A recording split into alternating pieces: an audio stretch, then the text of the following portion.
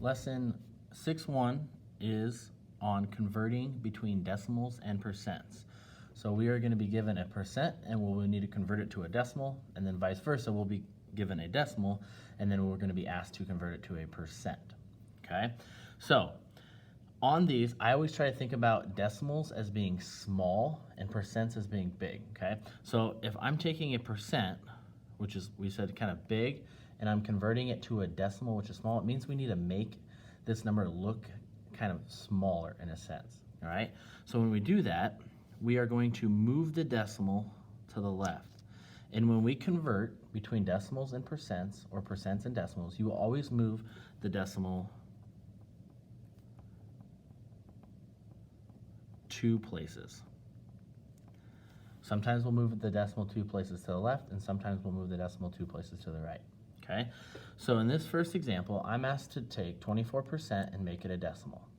Now, since I'm going to make it a decimal, I need to move it to the left. We got to think about making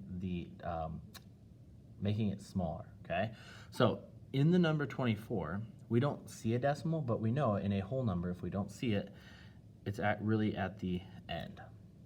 All right, so I need to take 24% and make it a decimal. So that means I need to move it 2 places, and I need to move it to the left 2 places. And I want you to show you're moving your decimal by each place value. So you're going to go 1, 2.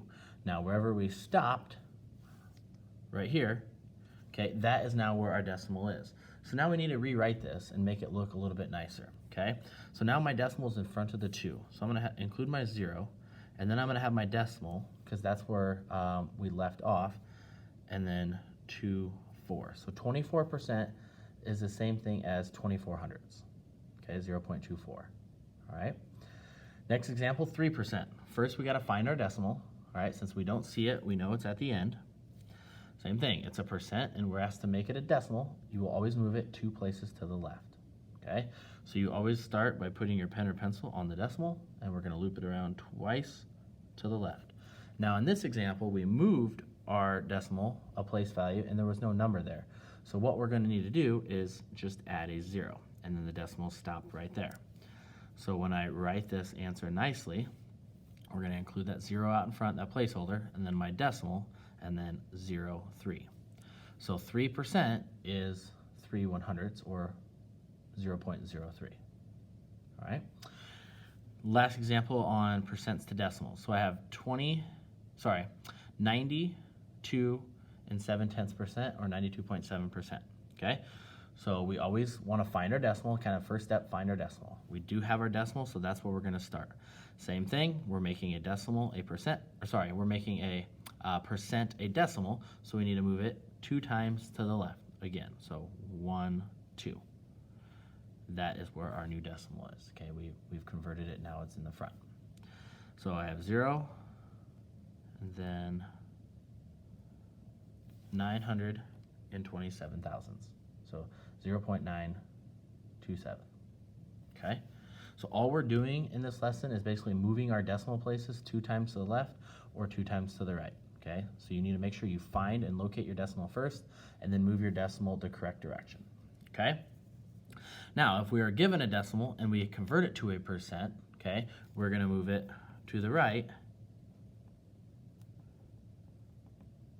2 places. So we're still moving it 2 places. The only thing that's changing here is we're moving it to the right. And kind of like I said earlier, we're thinking of percents as being bigger. So to make it a percent, we need to move our decimal to the right, and that kind of makes that look a little bigger. Okay. So first step, always when converting between decimals and percents, is we locate or find the decimal. All right, this one right here. Now, my rule, it's a decimal, and if I make it a percent, it just tells me to move the decimal 2 places to the right. So I'm going to move it 1, 2, and it stopped there. So it is 47, and then my decimal, and since it's at the end, I don't necessarily have to include it. I can put the decimal there if I would want, and then just make sure we throw that percent sign on at the end. All right, here's my next decimal. All right, making it a percent, so I locate my decimal, put my pen or pencil on that decimal, and move it 2 times to the right. And it stopped in between the 6 and the 3, so that's where I need to rewrite it when I write this number again. So I have 66 and 3/10%. or 66.3%.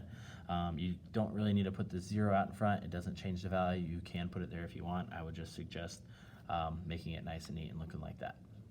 Okay.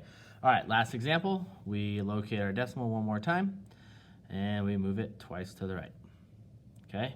Same thing like on this example. We had our decimal move a place value with no number there, so we are going to include a 0, and then our decimal left off right there. So that's where it needs to be when I write my final answer.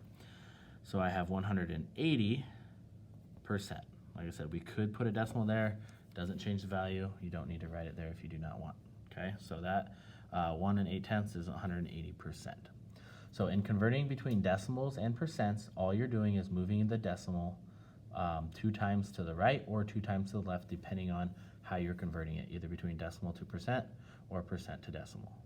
All right. Homework is on page 218. You will do 1 through 4, 14 through 24 evens, and then 32 through 38 evens.